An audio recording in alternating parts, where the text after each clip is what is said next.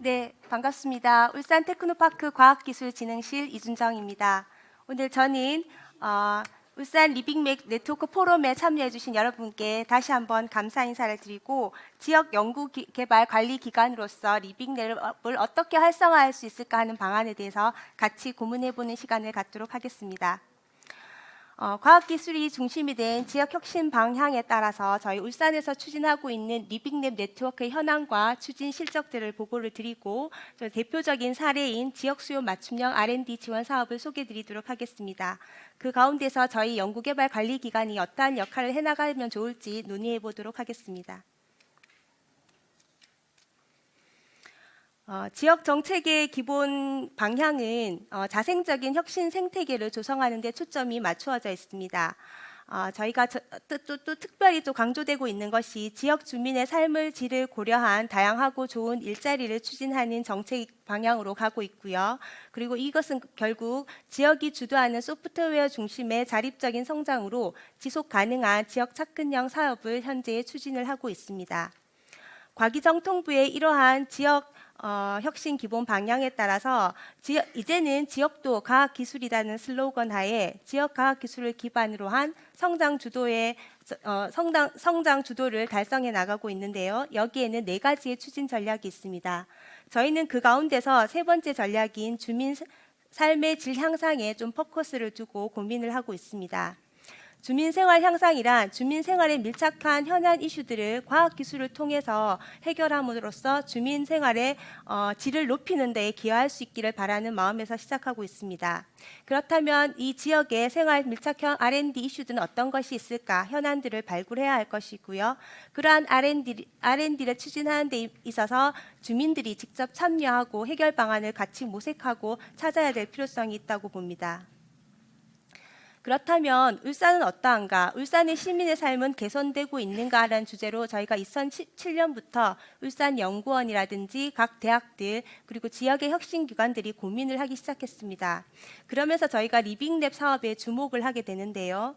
울산은 아시다시피 화학안전이라든지 지진, 수해 등 재난재해와 굉장히 밀접한 관련이 있고 최근에 고령화에 따른 과학기술로 해결해야 될 문제들에 대해서 시민 생활이 연결되어 있는 이슈들이 다른 지역보다 아주 높은 지역이라고 볼 수 있습니다. 이러한 요구사항이 점점 확대되면서 시민이 참여해서 리빙랩 프로젝트를 추진해보자 하는 움직임이 활발하게 일어나고 있습니다. 주민이 참여하는 생활 밀착형 R&D와 리빙랩의 구상은 기존의 정부 주도에서 지역 주도로, 공공이 주도하던 것을 시민이 주도하는 방식으로, 거대 담론에서 생활 밀착형 이슈로, 폐쇄형에서 개방형 확산으로 R&D 추진 체계와 주제가 변화하고 있다는 것을 의미합니다. 이러한 것에 저희 연구진, 공무원들 그리고 지역의 주민들이 어떻게 하면 함께 할 수 있을까 하는 의미에서 저희는 생활 문제 해결형 R&SD 포럼 운영을 하고 대기 환경이라든지 수질 등 울산 시민들이 실생활에서 겪고 있는 문제들을 찾아보기 시작했습니다. 울산 리빙랩은 2017년도에 그런 고민이 2018년도부터 시작이 되기 시작하는데요. 2018년도 초기에서는 지역 대학을 중심으로 한 산발적인 리빙랩 활동이 진행되었습니다. 그러다가 2019년도에 울산 청년센터를 중심으로 청년이 주도하는 리빙랩이 움직이기 시작했고 저희 울산 테크노파크가 2019년 하반기부터 생활문제 해결형 R&D 기획연구회를 운영하면서 본격적으로 리빙랩이 이슈화되기 시작했습니다. 2020년도에는 그렇게 발굴된 이슈들을 시범사업을 통해서 현장에서 문제를 찾고 해결할 수 있는 방안을 저희 스스로 찾아보기도 했었고요. 그리고 범부처 사회문제 해결 기반 구축 사업에 도전을 해서 저희 울산에 있는 사회적 경제지원센터와 울산 ICT 협동조합이 공동으로 과제를 수행한 사례도 있습니다. 특히 또 울산은 민간 지원 조직 울산 리빙랩 네트워크 사회적 협동조합이 구성이 되어서 울산 리빙랩 네트워크 포럼을 운영을 하고 있고요. 그리고 중앙정부, 과기부, 행안부, 산업부 등 환경부 다양한 정부 부처의 기술개발 사업을 추진할 때 이러한 리빙랩을 도입해서 R&D 과제를 수행을 하고 있습니다. 대표적인 사례를 저희가 사진으로 한번 모아봤습니다. 울산 생활문제 해결형 R&D 기획연구는 앞서서 말씀드렸지만 저희가 24개의 기관들과 여러분들이 참여를 해서 13개의 지역 문제를 발굴을 했습니다. 다만 울산에만 해당하는 지역 문제라고 보기도 어렵겠지만 저희 일상 시민들이 불편해하시는 부분들을 찾아냈고요. 그중에 3가지 정도는 저희가 시범적으로 해결할 수 있는 방안을 연구를 했습니다. 예를 들면 울주군의 삼남읍 음식 폐기물에 대한 감량이라든지 자원화 리빙랩은 여성 단체라든가 지역 주민 그리고 삼남읍 사무소에서도 공무원들이 직접 참여를 해주셔서 이 사업을 추진을 했었고, 그리고 동구의 방어진에는 마을관리협동조합을 중심으로 해서 지능형 횡단보도 교통안전 시스템 리빙랩을 운영을 했었습니다. 이 리빙랩은 저희가 신호등이 없는 교차로에서 빈번하게 사고가 많이 일어난다는 그런 통계 자료를 확보를 하고 지역에 있는 경찰청과 동구에 있는 지자체들이 다 참여해서 어떻게 하면 그런 신호등이 없는 사각지대에서도 안전하게 할 수 있을까 고민하던 끝에 가시성을 높이고 그 사각 코너에 주차를 하는 것이 저희 시야를 확보에 방해가 되기 때문에 그런 걸 방지하기 위한 다양한 노력들을 저희가 추진을 해서 시민들이 실천에 옮긴 사례가 되겠습니다.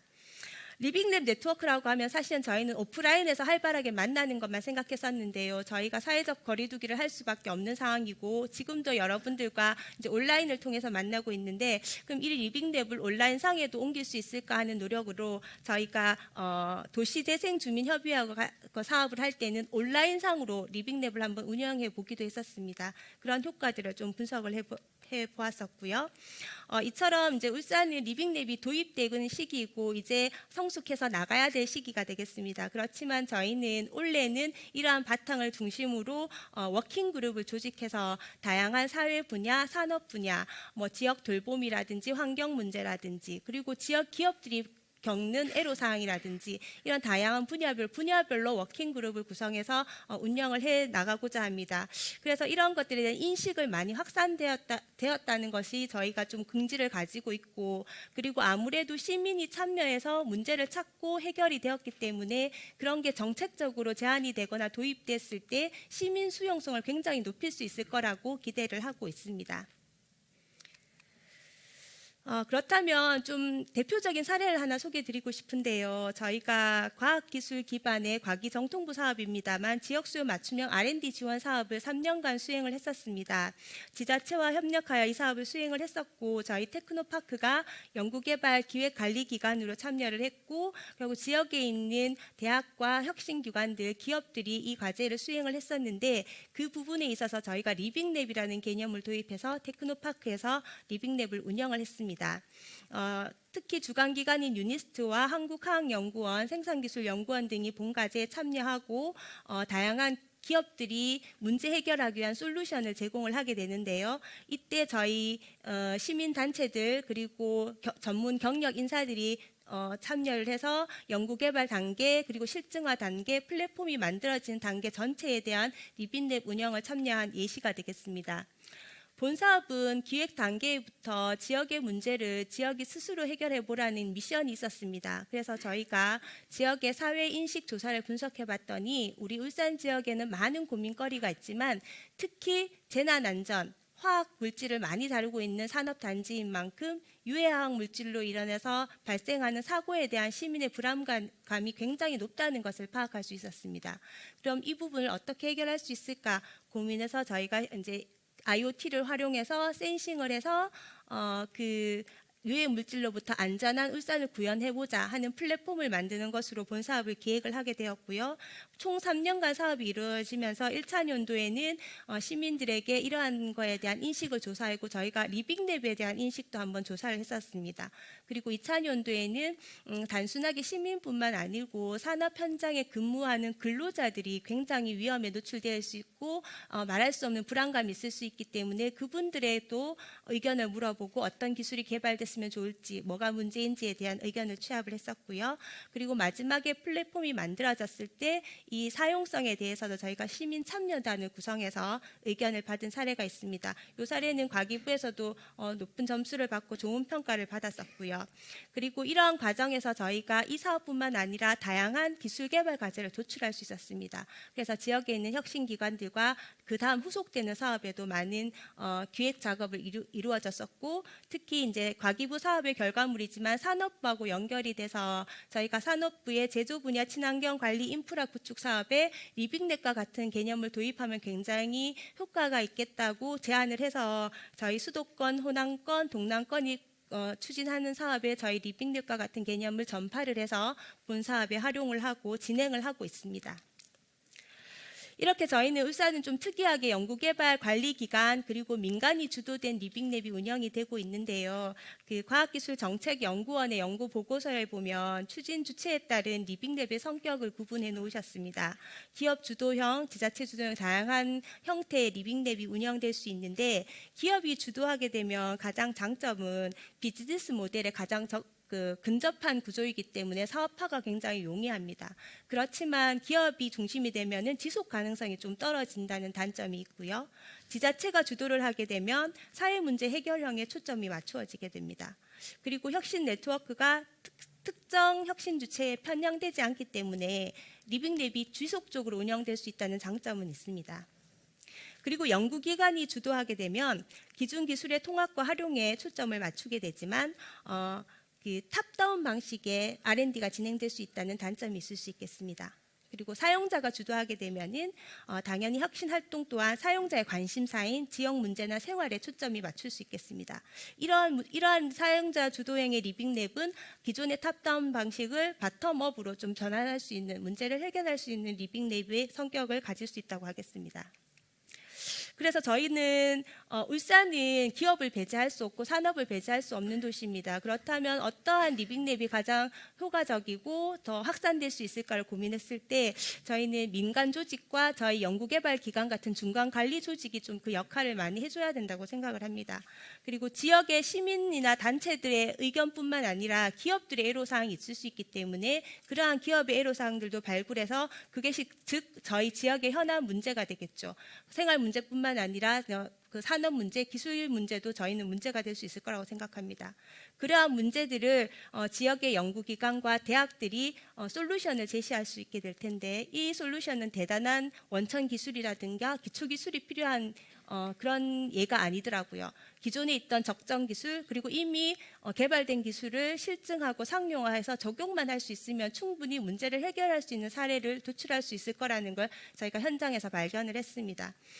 그렇다면 그 다음 단계로 무언가 필요할까 생각해 봤을 때 이러한 문제를 해결하기 위해서 굉장히 큰 예산이 필요한 게 아니고 그 산업 아이템에 따라 다르겠지만 저희가 뭐 3천만에서 1억 미만의 작은 자금으로도 충분히 적정 기술을 찾아내고 실증화할 수 있다는 것을 생각해내게 되었습니다. 그래서 저희는 신규 사업을 그런 쪽에 포커스를 맞춰서 저희들은 그걸 마이크로 R&D라고 부르는데요. 지역에서 그런 마이크로 R&D가 좀 활성화됐으면 좋겠다는 바람을 가지고 여러 이제 지자체와 그리고 단체들과 협력을 하고 있습니다.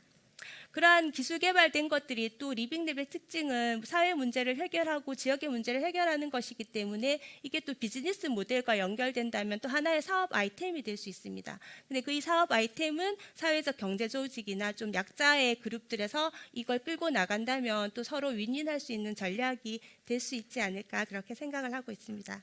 그래서 저희가 지금까지는 울산인 도입기고 이제 성숙기로 들어가고 싶고 이걸 더 활성화시키고 하는 욕심과 바람이 있습니다. 근데 리빙랩은 몇 차례 겪어보면서 참 어려운 방법론이기도 하고 그리고 함께 할 수 있다는 장점이 있지만 주체가 명확하지 않으면 함께 나누기가 좀 힘든 과정을 많이 겪어야 될 것 같습니다. 그렇지만 저희가 저희는 생활 속 리빙랩이라는 개념도 가지고 생활 속 리빙폴이라고 정책실이라는 개념도 가지고 있거든요. 뒤에서 저희 생산기술연구원에서 발표해 주시겠지만 그런 다양한 시도들을 하고 있기 때문에 여러분들이 전국적에서 많이 응원해 주시고 격려해 주시면서 조언해 주시면 감사하겠습니다. 네, 발표를 마치겠습니다. 고맙습니다.